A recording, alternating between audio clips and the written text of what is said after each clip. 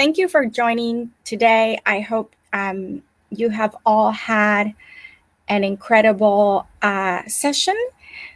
Today, I want to speak to you about how we as women can truly own our negotiation from a interaction in the job market. So what I wanted to start with is a presentation that I created very briefly, and to tell you about who I am and what I do. I'll start with that.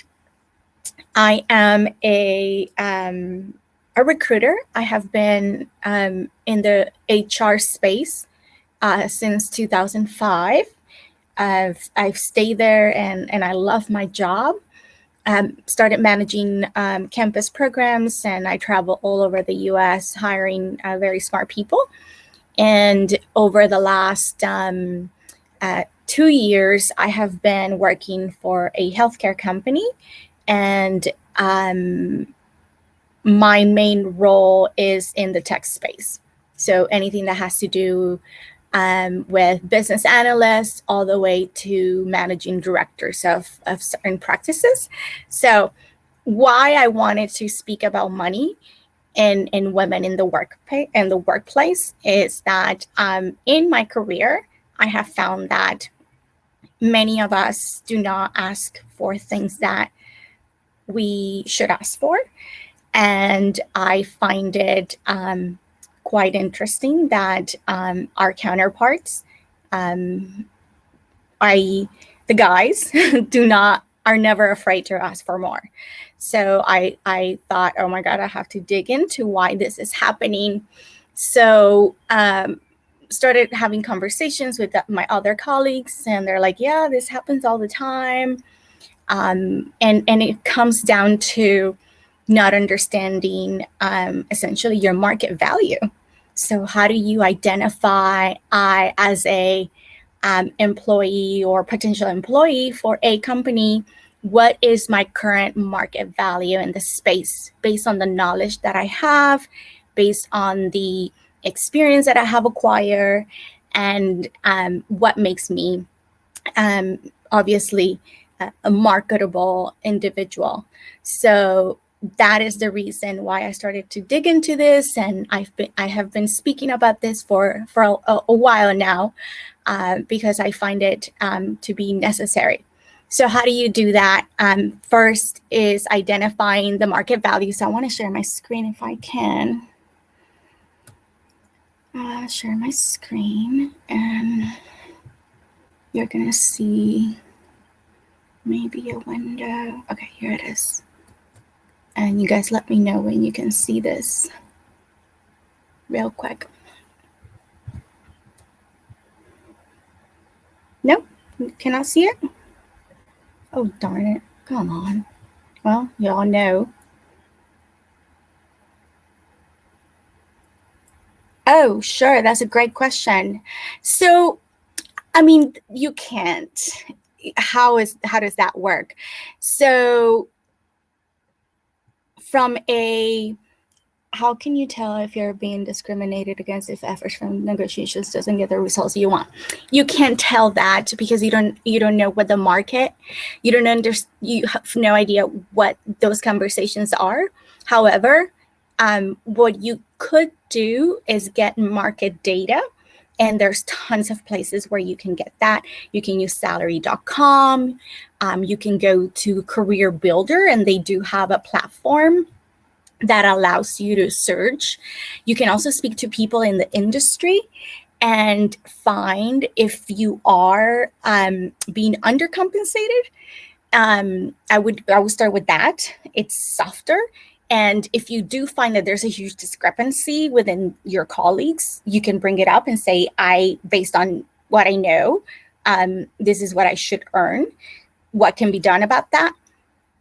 And if nothing can be done, I think that's your answer. And my advice is always go somewhere where they will pay you. You can take your awesomeness somewhere else that will value you, for sure. Negotiations stop the moment you take your power and say, this is what I deserve. in a very honest and modest way. And if your current employer is not able to match that or come close or create a plan to get you there, then that kind of gives you the answer that you have to go somewhere else if you're really unhappy about that. I mean, money is not everything. So you have to look at your growth, your career projections, the projects that you're assigned, your flexibility of work, all of that comes into part. So my presentation is not playing, I'm so sorry. But one of the other areas that I wanted to talk about within making money moves is that you have to set a goal. And you have to set a plan for how you're going to get to that goal. So if your plan is to potentially earn, I don't know how much, or be in a career where you're going to be have more flexibility and own something that is yours, then you can start the conversations around, how do I get there? What are the things that I have to do to get there? So sometimes our bosses are very busy, so I would go after people that I admire and love, whether it is internally or externally, and ask questions. You may be surprised the amount of people that will respond to you if you reach out to them. I've done that every single time. I have questions. People that I have never met in my life, I'll reach out on LinkedIn. I say, hey, see that you're doing this awesome stuff, and I want to know how to do that, and can you talk to me for like 20 minutes? And I have built some great virtual relationships that way. So understanding your market value, understanding your fit. So essentially, and I had a really cool slide that showed like a girl doing a yoga pose, because it's really difficult sometimes to do those. But it's understanding your fit, where you are within that scale, and then making a plan and going after that. And making a plan and going after that sometimes requires, Sarah, that you may not be in the right space or in the right company.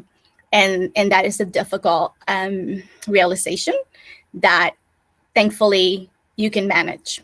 So from that regard, owning your career is the most important thing that you'll do for your entire life. I don't let anyone own it. I have always done that for myself, and I'm a strong advocate for self-sufficiency and driving yourself. So any other questions that I have that you may have as far as career, making moves, how to get your value? No? Well, I think from a understanding of conversations, talking about money is never easy. So I totally get that. But it could be a lot of other things. Like for me, it was flexibility of work.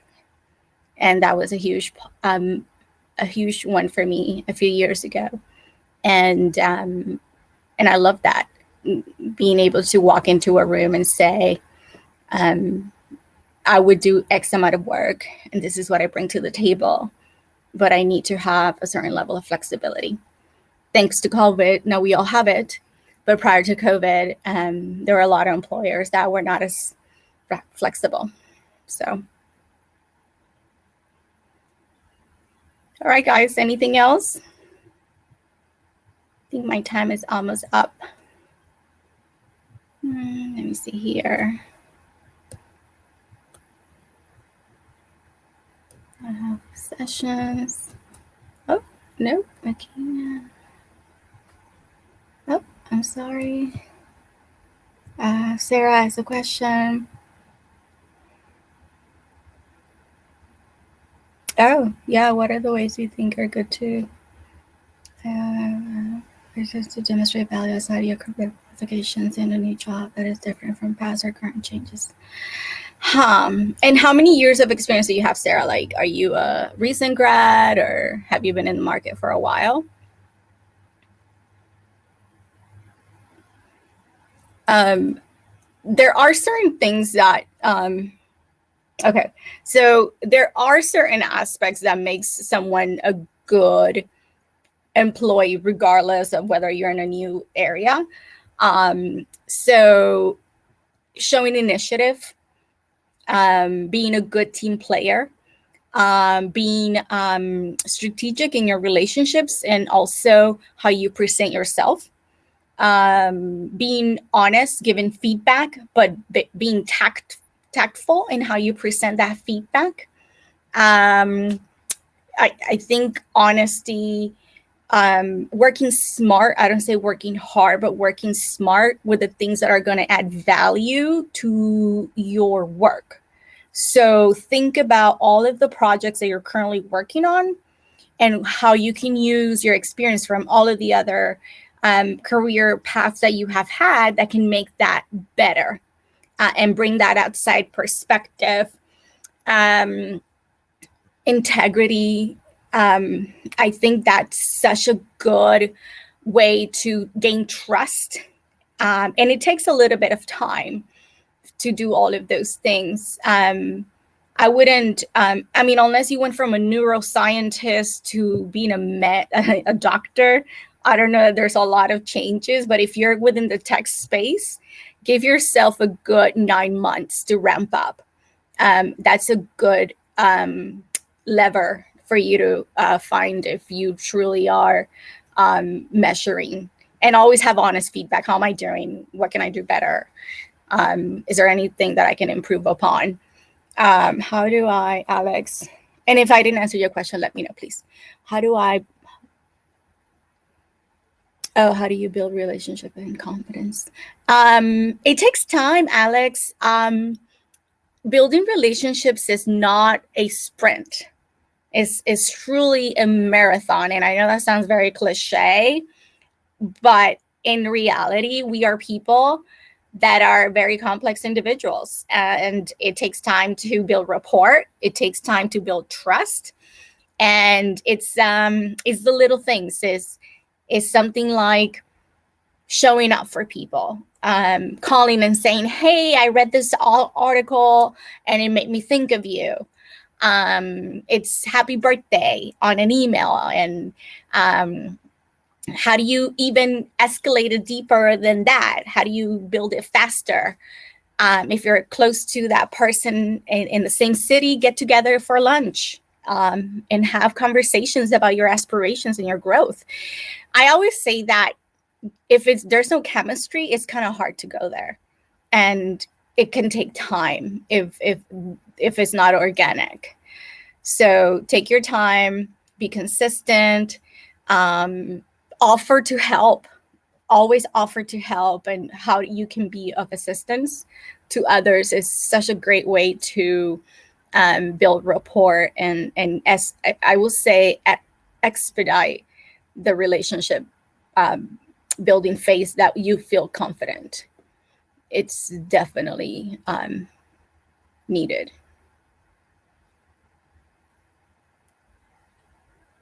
Of course. Thank you, guys. Where are you guys all from? I'm from Atlanta. Oh, I love Portland. I used to live in Seattle. Oh my God, Kenya. Oof. Nairobi. I cannot wait to visit there. Houston. I'm sure you guys are experiencing a lot of heat like we are here. So humid. Yes. Oh, San Fran. Awesome. Love San Fran. Anything else that you guys thought about? Negotiations, things that you can ask for that you never thought? I think we're coming up pretty soon. My time.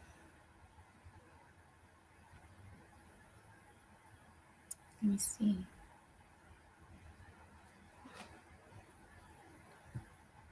All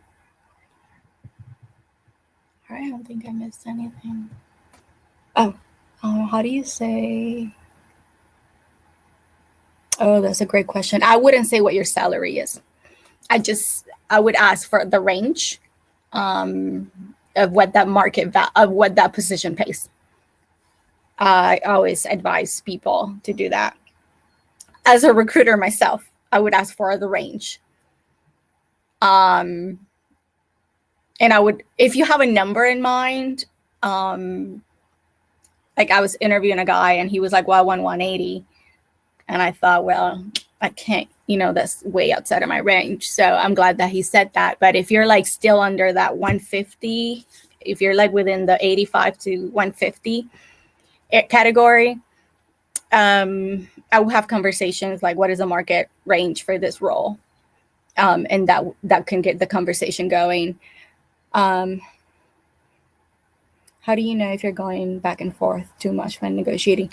That's a great question, and it could be very frustrating for both parties. You have to have your sweet spot. So know your number. If the numbers are way off and you know that conversation is going south, that's how you know it's too much. But most individuals would tell you whether you are way off or not. That would probably be noticeable in the conversation. I mean, unless you're asking for like $1 million, it's kind of hard for you to break that offer anyway. But I have seen conversations where, I mean, we went back and forth for stock grants and vacation policy and all of that. And at the point, as a recruiter, I was like, well, this is what I can do. That's the best, and this is the highest and best offer I would be able to make. At that point, my candidates know that is the highest and best. And negotiations at that point are sort of like whatever's on the table is on the table. Erica, did I answer your question? I wish this was a conversation and not a text, but yeah. I mean, I have been asked so many things for negotiations. So when it comes to stock and salary, I found those to be super straightforward. But that's because I deal with them on a weekly basis. So for you guys, it's very intimidating for sure. And I'm sure that you feel that way, as talking about money, and our culture doesn't really talk about money like that. So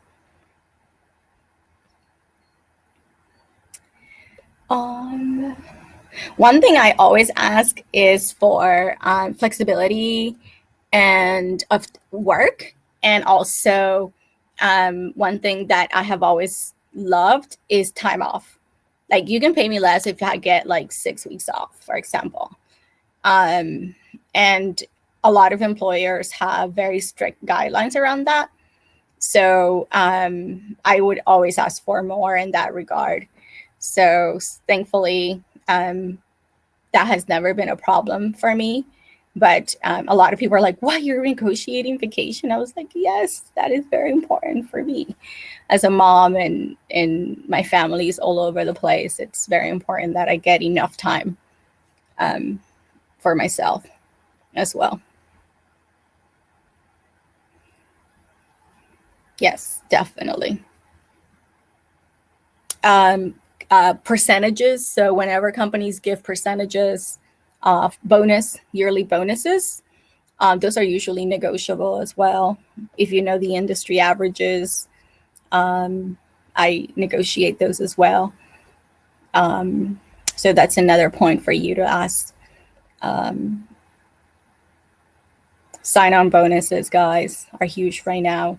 I mean, they've been around for a long time, but right now, if you're a niche market, those are happening quite often as well. Negotiating your start date. Yeah, that's especially during the summertime or holidays. Those are always, up in the air. I always negotiate those myself. I once took a summer off, and when I joined this job, I told my boss that I would start after my son went to school. So I took the entire summer off and started my job in August. So everything is on the table until it's no longer on the table. Yeah, they're offering unlimited PTO. And that is such an interesting thing from an HR standpoint. That means that they don't pay you out if you leave, because a lot of people don't take their time off. I would ask, what is the average time off the employee takes? and what would be an acceptable amount, because you don't want to go there and then get your PTO denied if you decide to take a month off, right? So you want to see how real that is. I'm not a fan of unlimited PTO. I personally, that's not independent of any other company I have worked for. But that is super popular right now, but it's a cost measure. So if you're definitely ask what is the average, and how would they feel if you took 2 weeks off in the summer and then two weeks off in December, and see the reaction they get. I mean, that's a valid question and a valid request, I would say. Yeah. Absolutely. All right, guys, I think we're up. I think we are. You guys can find me on LinkedIn. I don't know if you guys have my name in there, but it's this on LinkedIn by Suheil Guzman.